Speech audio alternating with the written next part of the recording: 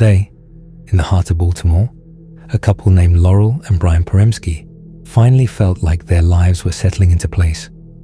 They had the child they always wanted. Isabella was 5 years old, but carried herself with a sharpness and awareness that made her seem older. Laurel often joked she had an old soul. She read early, spoke early, and picked up on tiny details most kids ignored.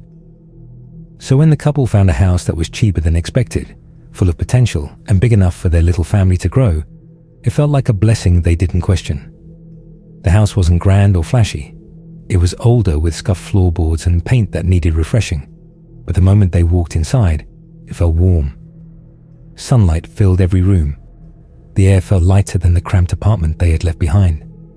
And Isabella, the moment she saw what would become her bedroom, smiled so wide that both parents agreed the house was meant for them.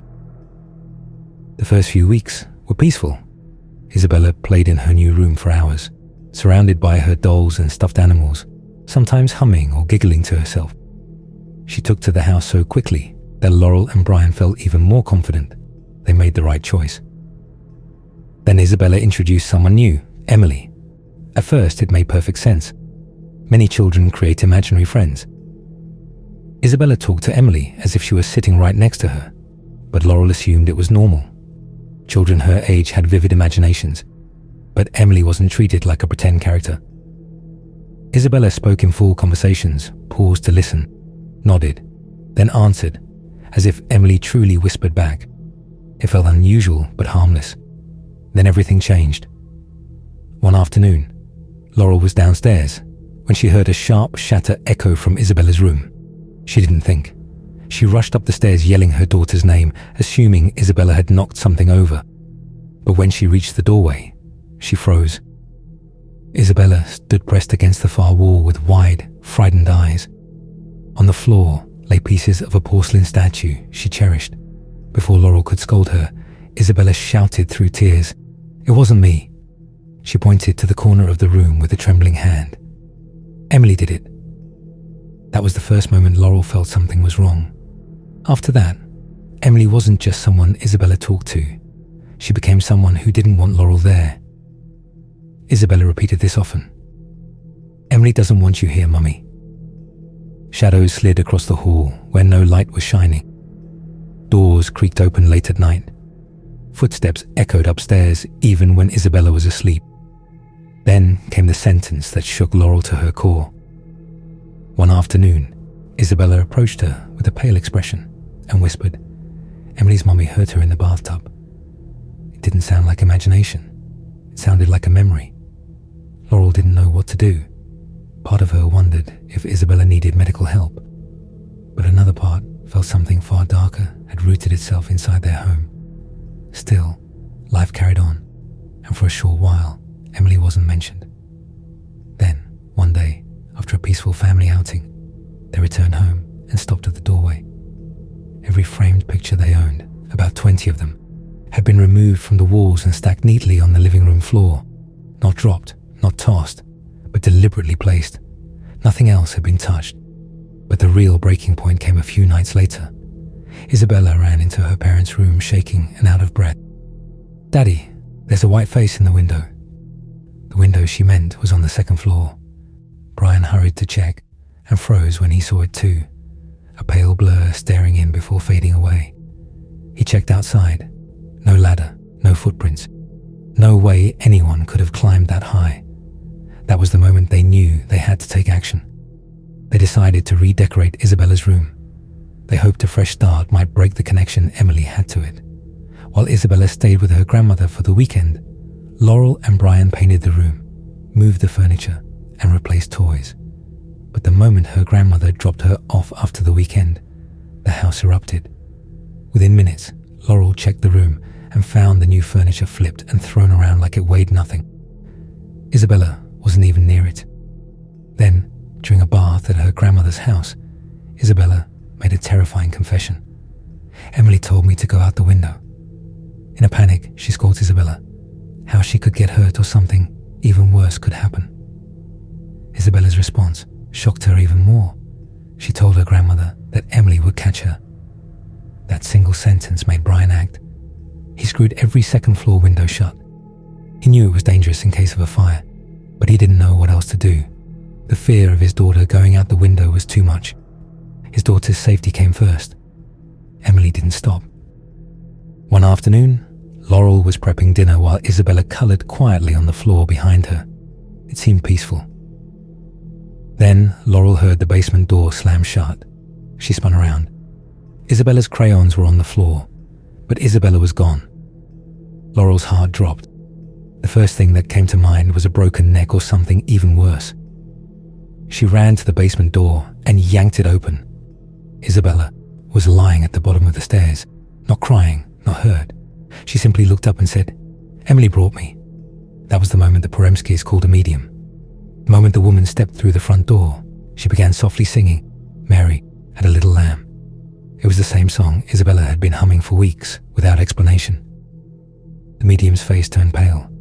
She told them to get the Bibles out of the house. Laurel and Brian retrieved their 2 family Bibles, but the medium shook her head. "There's another one." They searched Isabella's room until they found it. A 3rd Bible neither of them had ever owned. Then the medium's voice changed.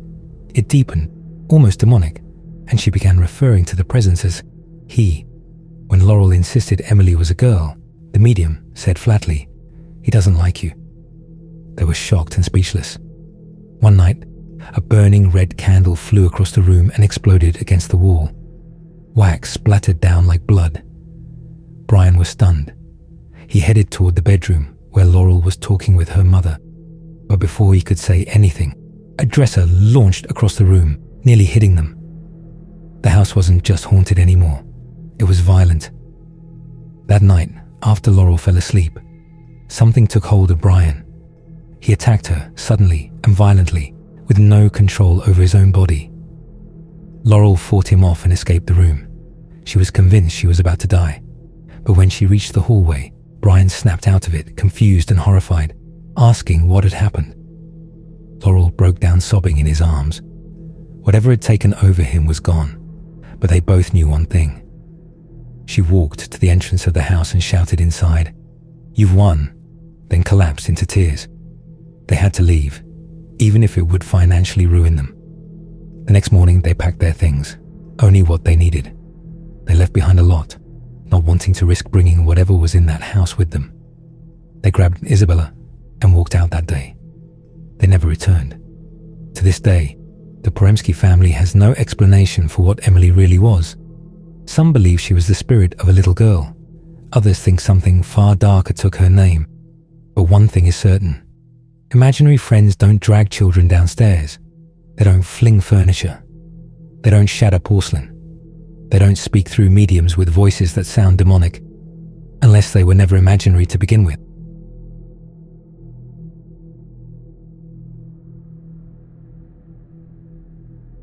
On one normal Sunday afternoon in northern Florida, a quiet drive home, a mother and her daughter with an exchange student in the car and nothing but open road and fading sunlight ahead of them.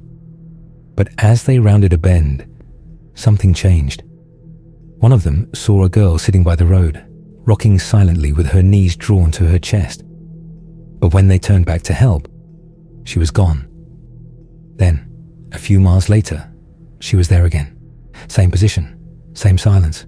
Only this time, they got close enough to see her face. And that's when they realized she didn't have one. A mother named Stephanie Tasker was known for being the rational one. She wasn't someone who jumped to conclusions or let emotions take over. People who knew her would describe her as calm, dependable, maybe even a little stubborn, but always practical. Her teenage daughter, Misty, on the other hand, was completely different.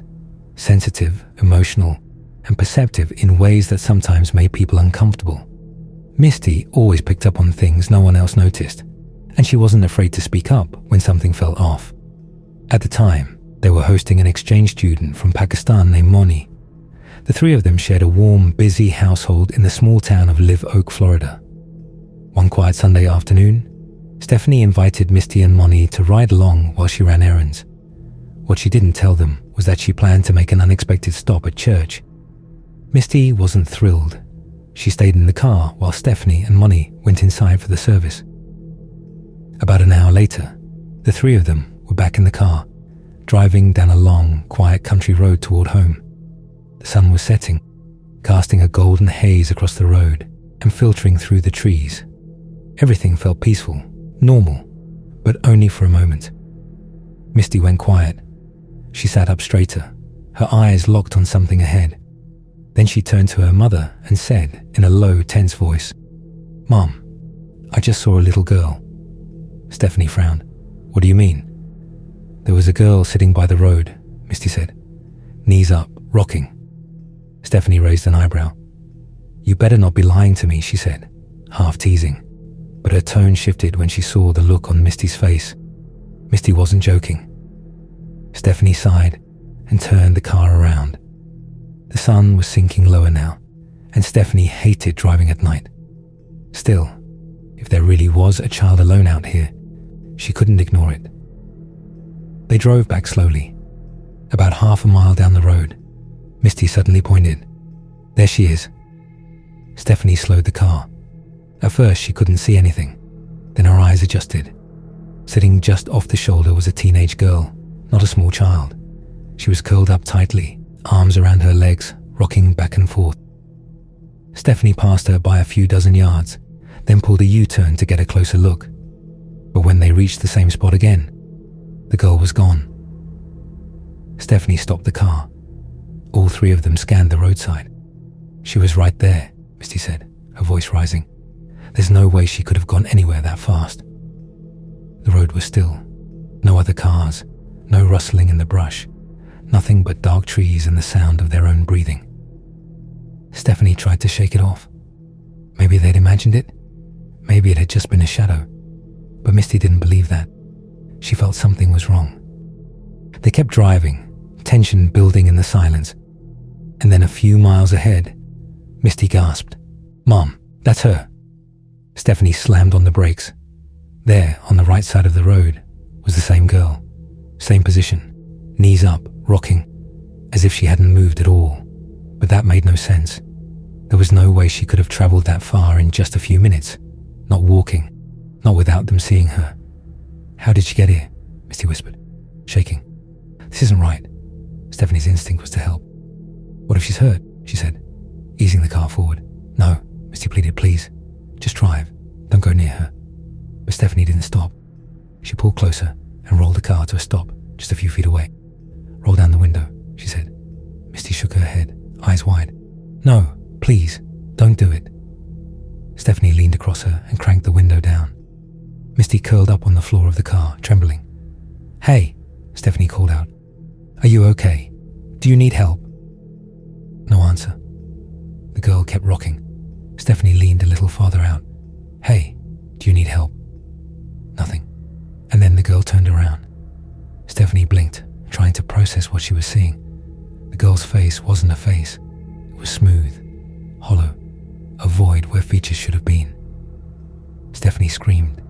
Money gasped and covered his mouth. Misty cried out and curled tighter on the floor. And Stephanie, the driver, slammed her foot on the gas. The car lurched forward, speeding away. No one spoke for several seconds. Then Misty broke the silence. "What was that?" Stephanie, her voice shaking, could only repeat one thing. She had no face. Back at home, Stephanie pulled into the driveway and sat motionless behind the wheel. Her hands were locked on the steering wheel, knuckles white. She couldn't stop thinking about that face, or the absence of one. Later that night, she called the police. But when the dispatcher asked what she had seen, Stephanie froze. How could she explain it without sounding crazy? Instead, she simply reported that a teenage girl had been sitting by the road and might need help. An officer was dispatched. They found nothing. No girl, no footprints, no broken branches, no sign that anyone had been there. But Misty couldn't forget. A few weeks later, she was talking to someone at school when she heard something that made her stomach drop. A girl from her school had died recently, killed in a car crash not far from the very spot where they had seen the faceless girl. Misty was convinced that wasn't a living person they saw that night. It was the ghost of a soul still stuck on the side of that road, trapped in the place where her life had ended.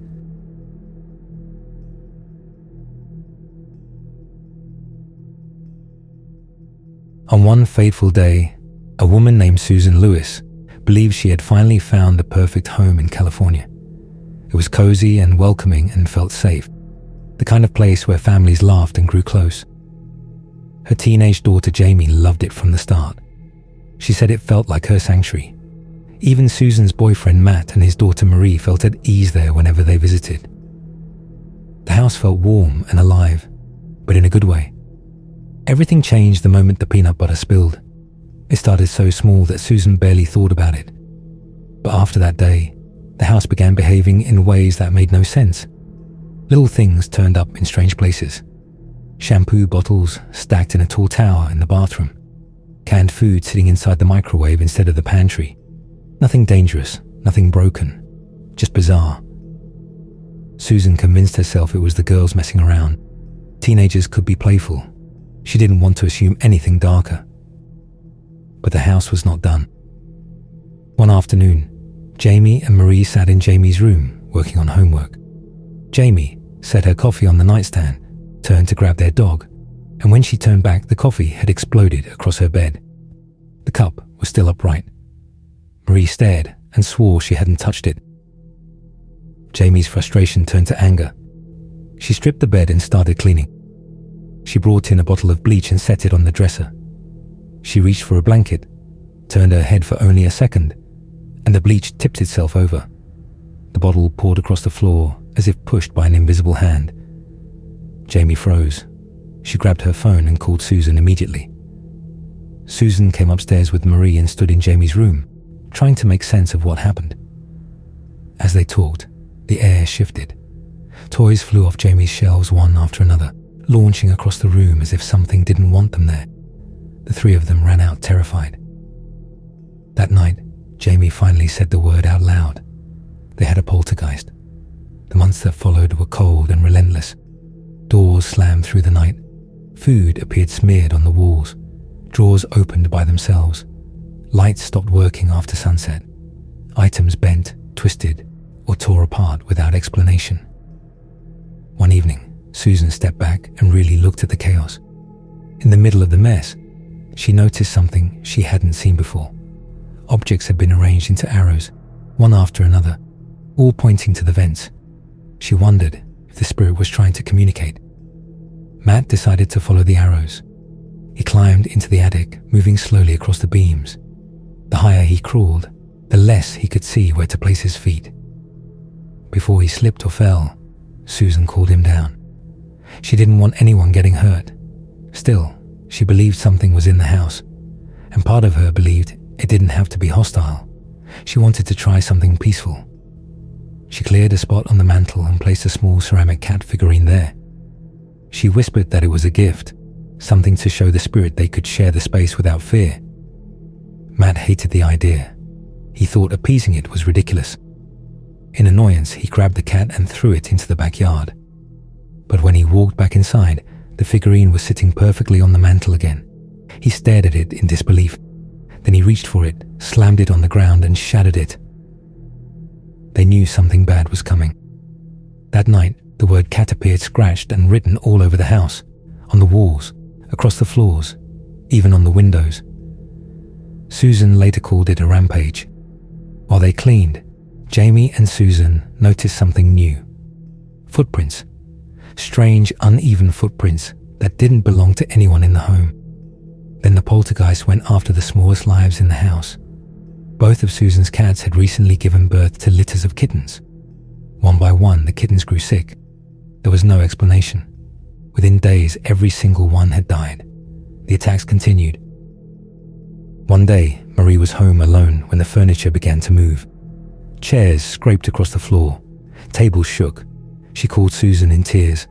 Jamie rushed home, unlocked the front door, and watched it lock again before she could push it open.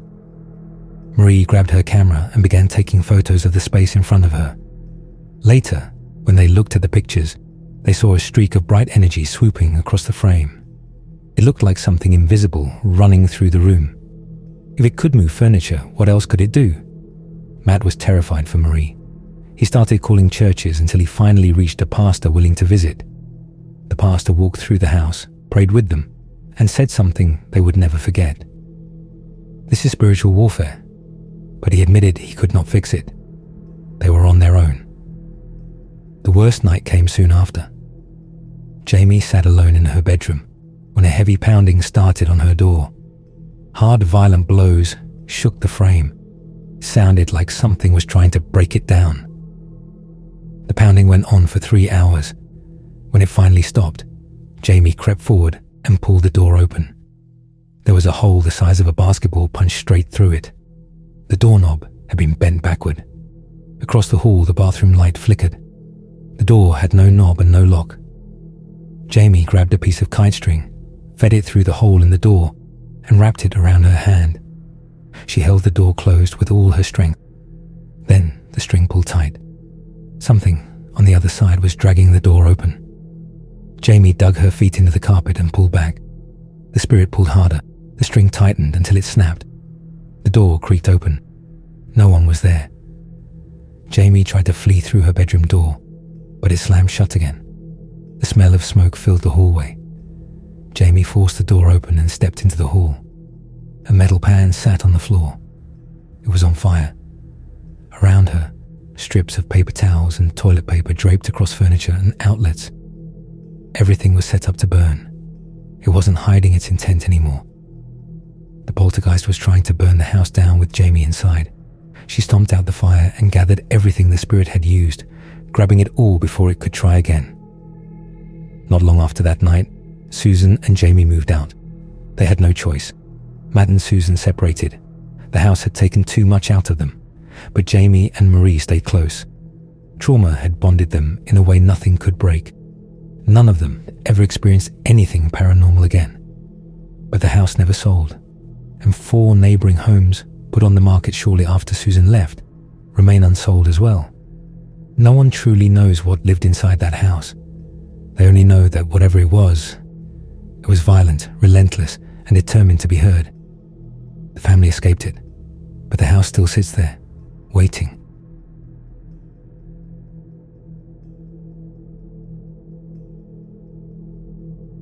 Alright guys, that will be it for today. If you enjoyed the video, make sure to hit the like button and subscribe so you don't miss next week's upload. I drop new stories every week, so there's always something coming. I'll see you in the next one.